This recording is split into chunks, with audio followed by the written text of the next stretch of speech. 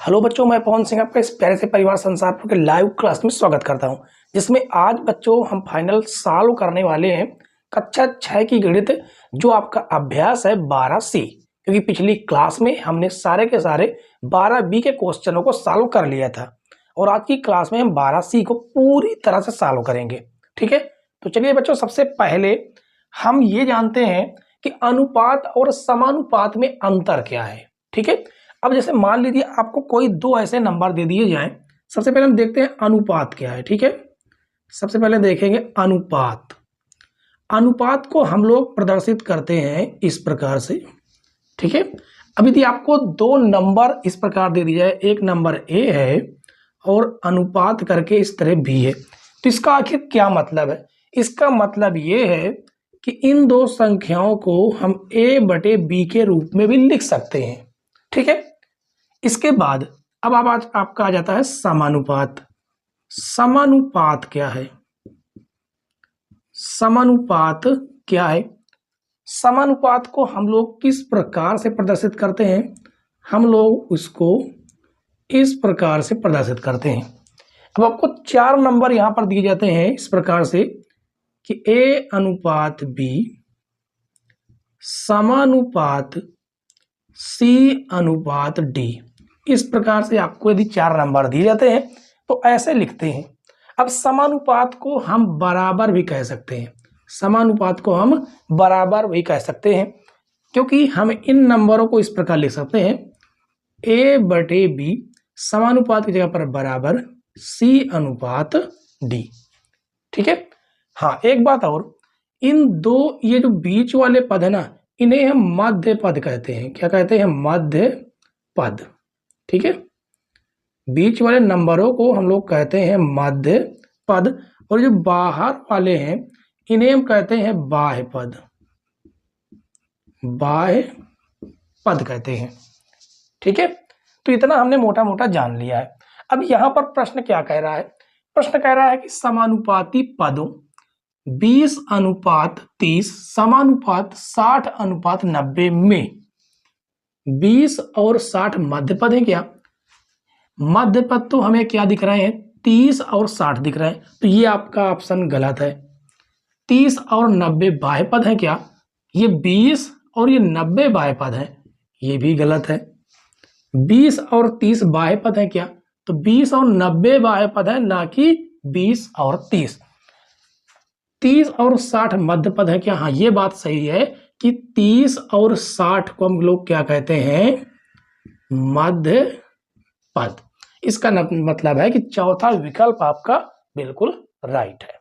ठीक है बच्चों, तो इतना हमने जान लिया है और इसी का इस्तेमाल इस पूरे के पूरे प्रश्नों में होने वाला है। ठीक है, तो यदि आपको क्लास अच्छी लगे तो वीडियो को लाइक जरूर कीजिएगा, बस इतनी सी रिक्वेस्ट है आपसे। ठीक है, तो प्रश्न नंबर 1 हमने सॉल्व कर लिया है।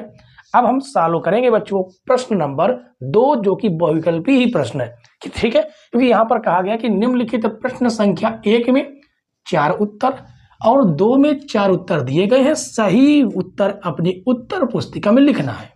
ठीक है, तो देखते हैं प्रश्न नंबर 1 के बाद प्रश्न नंबर 2। प्रश्न नंबर 2 देखिए बच्चों, प्रश्न नंबर 2 में कहा गया है कि 25, 75, 500, 1000 समानुपात में नहीं है, क्योंकि यहां कोई बाह्य पद नहीं है। बाह्य पदों का गुणनफल मध्य पदों का गुणनफल नहीं है। बाह्य पदों का गुणनफल बराबर मध्य पदों का गुणनफल है। मध्य पदों का गुणनफल 3750 है। देखिए, कोई भी संख्या समानुपात में तब हो सकती है, उसके दो ही कारण हैं। पहला ये है कि यदि हमें ए अनुपात बी दिया है, उन दोनों का अनुपात बराबर होना चाहिए। जैसे मान लो हमें कोई संख्या इस प्रकार से दे दी है, देखिए जैसे हमें एक दे दिया ए अनुपात बी, ठीक है, समानुपात सी अनुपात डी। ये हमें 4 कोई नंबर दे दिया। अब ये कहता है कि चेक कीजिए क्या ये समानुपात में है। तो पहली कंडीशन ये है कि हमें ये पता चल जाए कि ए अनुपात बी जो है वो बराबर है सी अनुपात डी के, पहली कंडीशन। दूसरी कंडीशन ये है कि बाह्य पदों का जो गुणनफल है यानी A गुणे D जितना है उतना ही B गुणे C भी होना चाहिए। ये दो कंडीशन यदि अप्लाई हो रही हैं, दोनों कंडीशन बराबर हैं, तो हम कह सकते हैं कि ये सभी की सभी संख्याएं समानुपात में होंगी। लेकिन हमसे ये नहीं पूछा कि समानुपात में है या नहीं है, उसने ये पूछा है कि ये दोनों संख्याएं समानुपात में नहीं है। क्योंकि यहां कोई बाह्य पद नहीं है। चलिए एक बार के लिए हम इन संख्याओं को लिख लेते हैं, ठीक है। 25 अनुपाते 75 समानुपाते 500 अनुपाते 1000। तो पहला ऑप्शन देखिए, यहां कोई बाह्य पद नहीं है, तो ये बिल्कुल गलत है। ये आपके दोनों के दोनों बाह्य पद ही हैं, तो पहला आपका गलत हो गया, ठीक है।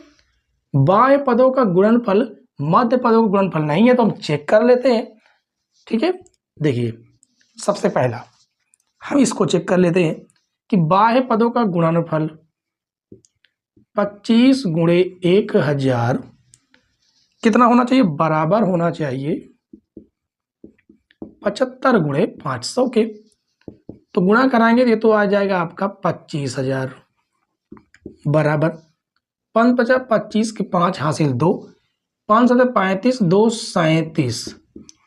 अब ये देखिए, अब यहां पर ये दोनों की वैल्यू क्या बराबर आ रही क्या, जबकि यहां पर क्या कंडीशन है कि दोनों की वैल्यू बराबर होनी चाहिए, ये बराबर नहीं है।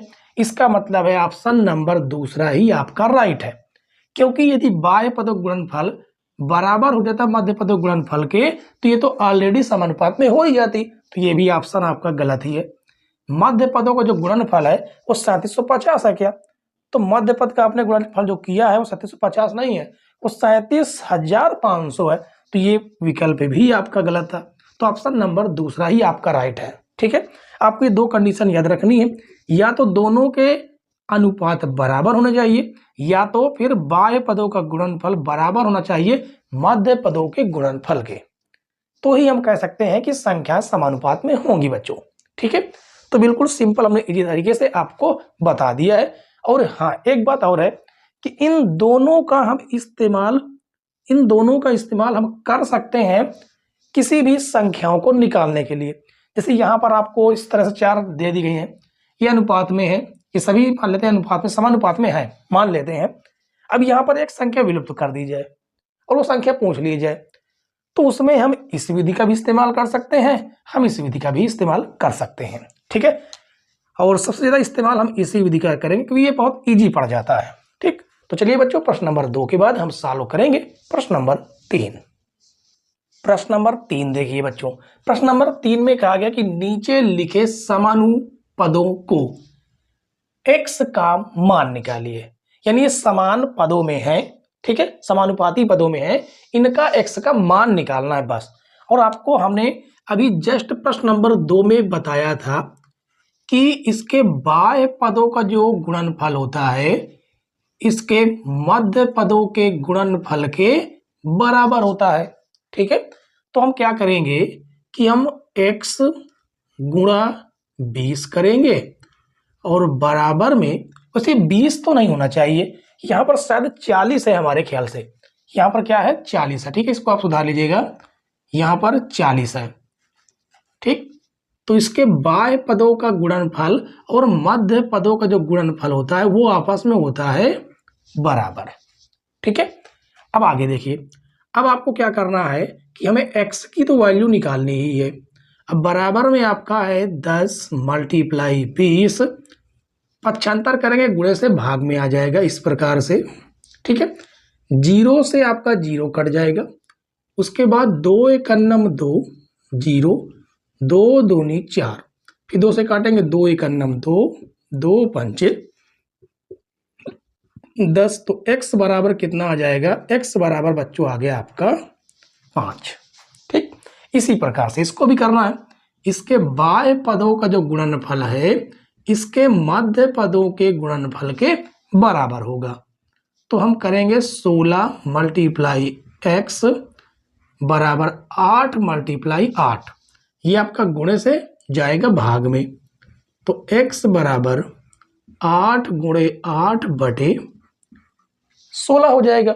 अब इसको हम काटेंगे, देखिए 8 इकन्नम 8, 8 दूनी 16 और 2 इकन्नम 2, 2 चौको 8, जिससे x बराबर निकल के आया कितना 4। इसी प्रकार ये भी है, इसके बाह्य पदों का जो गुणनफल है इसके मध्य पदों के गुणनफल के बराबर होता है, यदि संख्याएं कायम है समानुपात में है तो। ठीक है, तो ये हो जाएगा आपका 30 मल्टीप्लाई 300 बराबर 120 मल्टीप्लाई x, ये गुणे से भाग में आएगा, तो ये हो जाएगा 30 मल्टीप्लाई 300, ये गुणे से भाग में आ जाएगा 120 बराबर x, 0 से 0 कट जाएगा। ठीक है, इसके बाद हम इसको काटेंगे, 3 से काट देंगे, देखिए 3 से काटेंगे तो 3 एकन्नम 3, 0 और 3 चौको 12।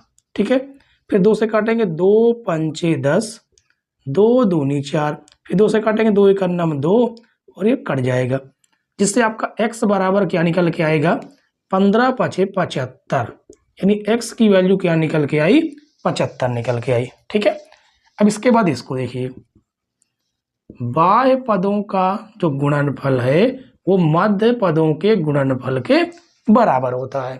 ठीक, तो ये हो जाएगा आपका 2.5 गुणे 2.5 बराबर x गुणे 1.25, ये आपका गुणे से भाग में आ जाएगा, और इसका मल्टीप्लाई आपस में करेंगे, 25 गुणे 25 625 तो होता है, लेकिन 2 अंक पहले दशमलव, और ये आपका डिवाइड में आएगा 1.25 बराबर x। देखिए 2 अंक पहले ये भी, 2 अंक पहले ये भी, दशमलव से दशमलव आपका कट जाएगा। ठीक है, अब यहां से आपका क्या बचता है, x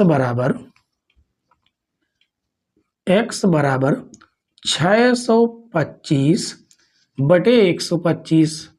ठीक, अब इसको हम काटेंगे, तो पहले 25 से काट देते हैं, तो 25 25 में 625, 25 पंचे 125, 5 एकन्नम 5, 5 पचा 25, जिससे x बराबर आपका कितना आ गया 5 आ गया।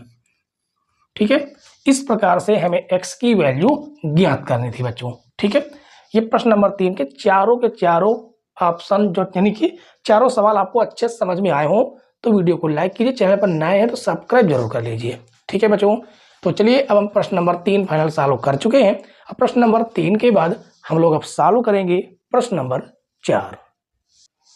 आइए बच्चों देखते हैं प्रश्न नंबर 4। प्रश्न नंबर 4 में कहा गया कि निम्नांकित कथन सत्य हैं या असत्य, ये लिखिए। ठीक है, तो देखिए ऐसे तो लिख नहीं सकते कि सत्य है कि असत्य, पहले क्वेश्चन को सॉल्व करेंगे उसके बाद हमें पता करना है। ठीक है, उसके बाद पता होगा कि सत्य है कि असत्य। अब देखिए यहां पर हमें क्या दिया गया है, यहां पर यह दिया गया है नंबर 1 में कि 1 अनुपात जो 2 है वो समानुपात में है कि नहीं 2 अनुपात 4। तो हमने आपको कंडीशन बताई है कि मध्य पद और बाह्य पदों का जो गुणनफल होता है वो आपस में क्या होता है, बराबर होता है। यदि बराबर आ जाता है, देखिए बाह्य पद 1 और 4 है, बराबर आना चाहिए मध्य पदों के गुणनफल के। ठीक है, तो 4 एकन्नम 4 और 2 दूनी 4, दोनों बराबर हैं, इसका मतलब है कि ये कथन क्या है, सत्य है। ठीक है, इसी प्रकार से दूसरा नंबर हमें दिया गया है अनुपात कितना 3 अनुपात 4, और अनुपात हमें दिया गया है कि 3 अनुपात 5 जो है वो क्या ये दोनों समानुपात में हैं, यदि होंगे तो बराबर आएंगे। ठीक है, बाह्य पदों का गुणनफल और मध्य पदों का गुणनफल बराबर होना चाहिए, तो 3 गुणे 5 बराबर 4 गुणे 3, 4 गुणे 3, तो आप देख सकते हैं 5 तें इसमें 15 आ रहा है, इसमें 4 तें 12 आ रहा है, और ये दोनों बराबर नहीं है, इसका मतलब है कि ये कथन जो है असत्य है। ठीक, इसी प्रकार से इसको देखते हैं, यहां पर कहा गया कि 3 पुस्तकें और अनुपात हमें दिया गया 12, समानुपात फिर है, फिर 4 गाय हैं और 16 कलम है। मध्य पदों का गुणनफल और बाह्य पदों का गुणनफल आपस में करेंगे तो ये आपको मिल जाता है 3 गुणे 16 बराबर 12 गुणे 4 तो 16 × 48 बराबर 12 चौको 48। तो देख सकते हैं बराबर है, इसका मतलब है कि ये जो कथन है ये क्या है, सत्य है, ये कथन सत्य है। अब यहां पर देखिए 4 समान मात्रा के पद समानुपात में तभी होंगे, कब होंगे, जब इनके बाह्य पदों का गुणनफल और मध्य पदों का गुणनफल बराबर होगा। यही बात यहां भी कही गई है, जब चरम पदों का गुणनफल, चरम मतलब बाह्य पद, ठीक है, बराबर मध्य पदों का गुणनफल, इसका मतलब है कि ये भी कथन क्या है, सत्य है। ठीक है, तो बिल्कुल इजी क्वेश्चन था बच्चों, आपको कहीं पर कोई दिक्कत नहीं हुई होगी। ठीक है, तो चलिए बच्चों अब हम जो है प्रश्न नंबर 4 आपका अच्छे से सॉल्व हो चुका है। ठीक है, अब प्रश्न नंबर 4 के बाद हम लोग सॉल्व करेंगे बच्चों प्रश्न नंबर 5। प्रश्न नंबर 5 और 6 देखिए बच्चों, ये दोनों के दोनों प्रश्न एक जैसे हैं, इसलिए हमने इन दोनों को एक साथ ले लिया है। ठीक है, प्रश्न नंबर 5 में कहा गया है कि एक आयताकार कमरे की लंबाई और चौड़ाई में 5:4 का अनुपात है। यदि कमरे की लंबाई 15 मीटर है तो चौड़ाई ज्ञात कीजिए। तो हमें सबसे पहले क्या करना है, यहां पर लिखेंगे हल, और कौन सा नंबर है, 5 नंबर है। ठीक है, हमें जो पूछा गया है उसे हम लिख लेते हैं, माना चौड़ाई, माना चौड़ाई, चौड़ाई हम कितना मान लेते हैं, x मीटर। ठीक है, x मीटर।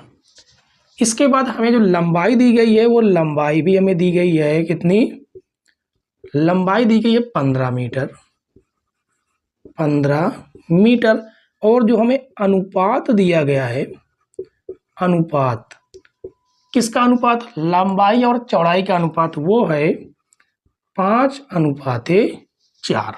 ठीक है, अब देखिए लंबाई जो है और चौड़ाई ये समानुपात में रही होगी, समानुपात में रही ही होगी। ठीक है, तो हमें क्या करना है, हमें क्या करना है कि हम लंबाई और चौड़ाई का अनुपात लिख लेंगे। अनुपात कितना है, 5:4, बीच में आपको समानुपात का चिन्ह लगाना है। ठीक है, अब ये आपकी देखिए लंबाई है, ये चौड़ाई है, तो लंबाई आपकी कितनी है, यहाँ पर लिख देना है 15, और चौड़ाई हमें ज्ञात नहीं, उसे हम लिख देंगे x। आपको पता है कि मध्य पदों का जो गुणनफल होता है वो बाह्य पदों के गुणनफल के बराबर होता है। ठीक है, तो ये हो जाएगा आपका 5 गुणे x बराबर 4 गुणे 15। इस प्रकार आपकी x की वैल्यू देखिए ज्ञात हो जाएगी। देखिए 5 कन्नम 5, 5 तिहाई 15, तो x बराबर आएगा 3 चौको 12 मीटर। ठीक है, तो यहां पर लिखेंगे अतः चौड़ाई बराबर 12 मीटर है बच्चों। ठीक है, इसी प्रकार से हम हल करेंगे छठे नंबर को। तो हल 6, यहां पर कहा गया कि 15 अगस्त को विद्यालय में बांटने के लिए लड्डू बनवाया गया। लड्डू बनाने में प्रयुक्त बेसन और चीनी में जो अनुपात है वो 1:3 है। ठीक है, तो यहां पर जो हमें अनुपात दिया गया है, देखिए अनुपात, जो अनुपात दिया गया है वो है 1:3। यदि बेसन की कुल मात्रा, बेसन की जो मात्रा हमें दी गई है, बेसन की मात्रा वो दी गई है 21 kg। ठीक है, 21 किलोग्राम। कहा गया चीनी की मात्रा बताइए। अब यहां पर हमें चीनी की मात्रा बताना है, तो यहां पर लिखेंगे माना चीनी की मात्रा, चीनी की मात्रा हम क्या मान लेते हैं, x किलोग्राम।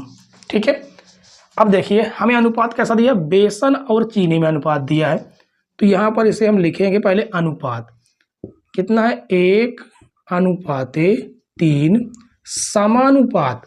अब आपको ध्यान देना है ये किसका अनुपात है, बेसन और चीनी में, तो ये बेसन ये चीनी, फिर यहाँ पर बेसन फिर चीनी होना चाहिए। तो बेसन तो आपका कितना है, 21 है। ठीक है, लेकिन जो चीनी है, चीनी है x। ठीक है, अब आप देख सकते हैं, अब हमें क्या करना है, देखिए अब आपका ये हो जाएगा बीच वाले का गुणा बीच वाले के साथ हो जाएगा, ठीक है, और बाहर वाले का गुणा बाहर वाले के साथ हो जाएगा, ठीक। एक बार दोबारा चेक कर लेते हैं। बेसन और चीनी में अनुपात है, तो ये बेसन ये चीनी, बेसन 21, चीनी आपका x, ठीक है, राइट है, कोई दिक्कत नहीं है। अब हमें क्या करना है कि 1 गुणे x करेंगे और उसके बाद जो है ये आपका गुणा हो जाएगा 3 गुणे 21 करेंगे, ठीक है। तो यहां से आपका आ जाएगा x बराबर 21 त्रिका 63 kg चीनी आएगी, ठीक है। चलिए बच्चों प्रश्न नंबर 7 और 8 देखिए। प्रश्न नंबर 7 बिल्कुल सिंपल सा, इसमें कहा गया यदि 6, 18, x, 15 समानुपात में है तो x का मान ज्ञात कीजिए। तो हमें सबसे पहले इन्हें समानुपात में दिखाना है कि 6 अनुपाते 18, उसके बाद समानुपात x अनुपात 15 है, ठीक है। आपको पता है कि बाह्य पद के बाह्य पदों का आपस में गुणा करना है और मध्य पद के मध्य पदों का गुणनफल आपस में बराबर होता है, ठीक है। तो ये आपका हो जाएगा 6 × 15 बराबर 18 × x, ये आपका गुणे से भाग में आएगा, तो हो जाएगा 6 × 15 डिवाइड बाई 18 बराबर x। काटेंगे 6 का नम 6, 6 18, 3 का नम 3, 3 5 15, यानी फाइनल आपका आया x बराबर कितना 5, ठीक है। अब यहाँ पर देखिए, यहाँ पर कहा गया लखनऊ से कानपुर की दूरी, लखनऊ से कानपुर की दूरी और लखनऊ से इलाहाबाद की दूरी में जो अनुपात है वो 3:8 है, ठीक है। कितना 3:8 है का अनुपात हो, और लखनऊ से इलाहाबाद की दूरी 200 किलोमीटर है। लखनऊ से इलाहाबाद दूसरा क्या दिया है, दूसरे का ये जो दिया है ये दूसरा दिया हुआ है, यानी लखनऊ से इलाहाबाद, ठीक। लखनऊ से कानपुर के बीच की दूरी ज्ञात कीजिए। तो हम दूरी मान लेते हैं x, ठीक है। यहां पर लिख देते हैं कि लखनऊ से कानपुर की दूरी कितनी मान लेते हैं x किलोमीटर, ठीक है। अब इन्हें हम पहले सबसे पहले लिखेंगे समानुपात में।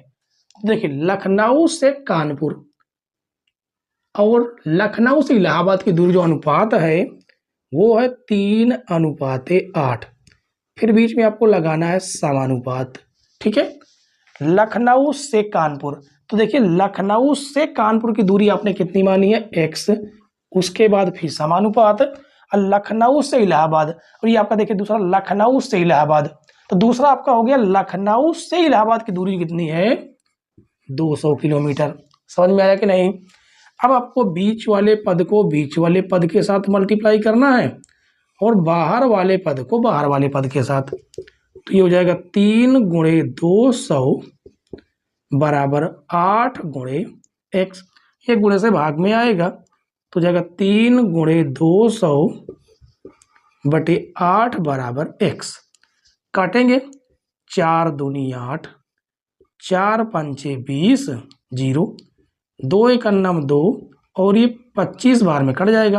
तो यहाँ से आपका x बराबर कितना आ जाएगा 25 × 75, यानी कि 75 किलोमीटर निकल के आई किसके बीच की दूरी, लखनऊ से कानपुर के बीच की दूरी।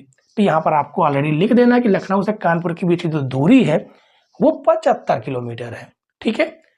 तो बच्चों अब हम जो है प्रश्न नंबर 7 और 8 के बाद लास्ट क्वेश्चन प्रश्न नंबर 9 और 10 होने वाले हैं, क्योंकि कुल इसमें 10 ही प्रश्न दिए गए थे, ठीक है।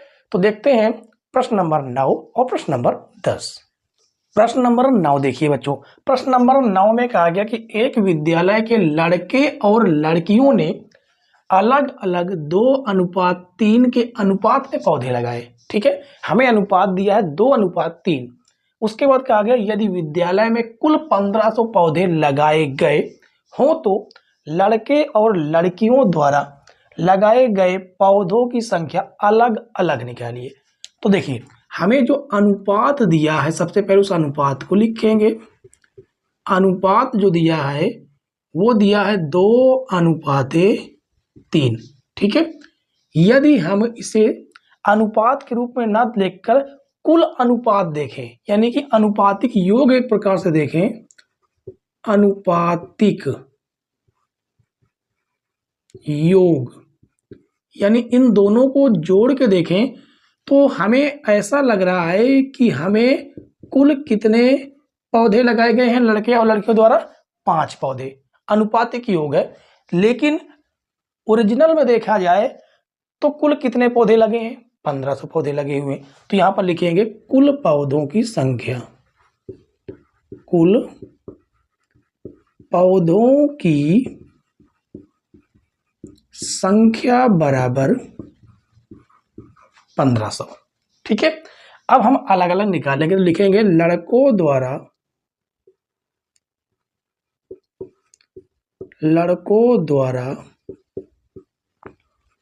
लगाए गए पौधों की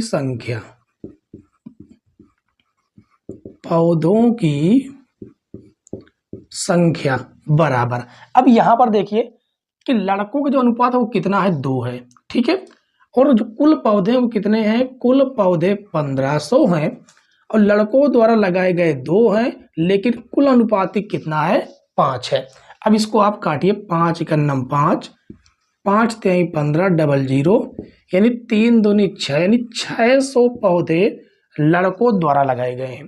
ठीक है, अब लड़कियों द्वारा लिखेंगे, लड़कियों द्वारा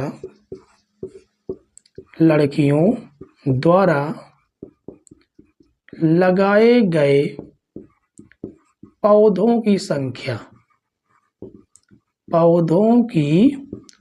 संख्या, कुल पौधे कितने लगाए गए, 1500, और उनका जो अनुपात है वो कितना, लड़कियों का 3 है और कुल अनुपातिक योग 5 है। तो 5 × 9 5 और 5 × 3 15 और ये आपका आ जाएगा डबल 0। तो यहां से आपका आएगा 3 × 3 = 9, यानी 900 पौधे किसने लगाए, लड़कियों ने लगाए। और जब आप देख सकते हैं 9 6 15, कुल 1500 पौधे लगे हुए हैं। ठीक है, तो इस प्रकार से हमें इस प्रश्न को सॉल्व करना था। तो प्रश्न नंबर 9 के बाद हम बच्चों लास्ट क्वेश्चन देखेंगे, जो कि है आपका प्रश्न नंबर 10। प्रश्न नंबर 10 देखिए बच्चों, प्रश्न नंबर 10 में कहा कि गौरव ने 70 रुपए में 10 किलोग्राम अमरूद बेचे तथा आरिफ ने 5 किलोग्राम अमरूद 35 रुपए में बेचे। किसका अमरूद सस्ता है? यदि ऐसा है तो किस भाव में अमरूद बेच रहे हैं? क्या दोनों अमरूद एक ही भाव में बेच रहे हैं? तो हम देखते हैं कि गौरव जो है, यहां पर लिख देते हैं, गौरव द्वारा बेचे गए अमरूद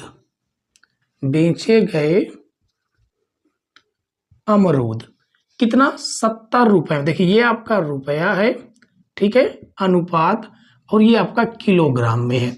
तो रुपया कितना है, 70 है, और अनुपात किलोग्राम कितना है, 10 किलोग्राम है।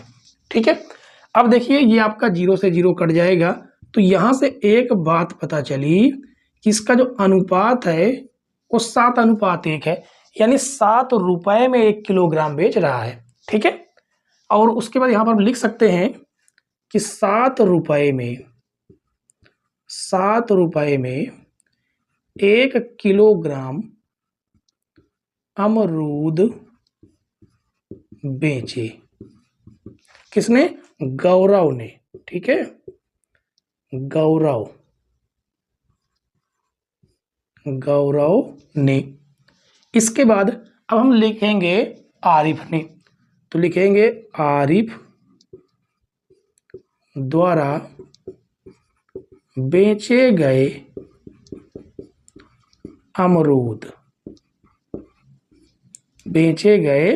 अमरूद। अब यहां पर भी मैं ऐसे लिखना है, पहले रुपया लिखेंगे फिर अनुपात करके किलोग्राम लिखेंगे। तो रुपया कितना, 35 रुपया, कितना, 35, किलोग्राम कितना, 5 किलोग्राम।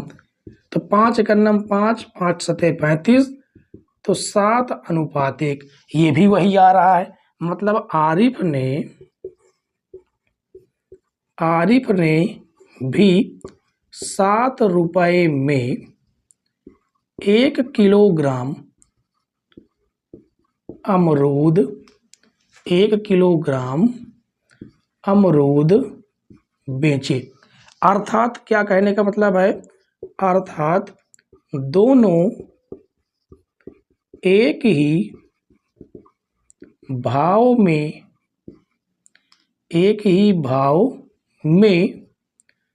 बेच रहे थे ठीक है, क्योंकि दोनों में सेम है। 1 किलोग्राम जो है 7 रुपए में ये भी बेच रहा है, 1 किलोग्राम 7 रुपए में ये भी बेच रहा है। ठीक है, तो उम्मीद है बच्चों कि 1 से 10 तक के सारे क्वेश्चन आपको बहुत अच्छे तरीके से समझ में आए होंगे। समझ में आए हों तो प्लीज़ आपसे यही रिक्वेस्ट है कि वीडियो को लाइक कीजिए, चैनल पर नए हैं तो सब्सक्राइब जरूर कर लीजिएगा। ठीक है, साथ में बेल आइकन प्रेस करें जिससे नई वीडियो की नोटिफिकेशन सबसे पहले आपके पास पहुंच जाए। ठीक है बच्चों, तो मिलते हैं अगली क्लास में, तब तक के लिए बाय बाय, टाटा।